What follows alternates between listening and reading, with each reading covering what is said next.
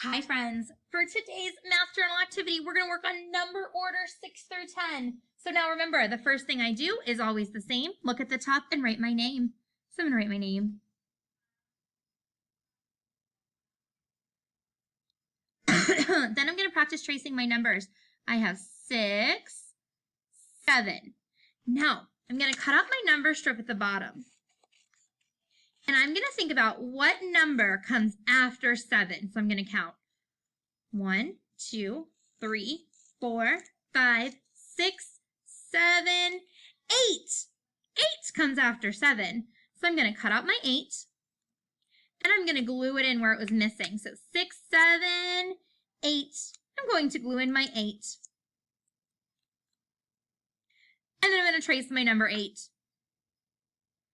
All right, my friends, so you're going to do the rest on your own. You're going to look at which number is missing, cut it out, and glue it down. Have fun, and I will see you soon.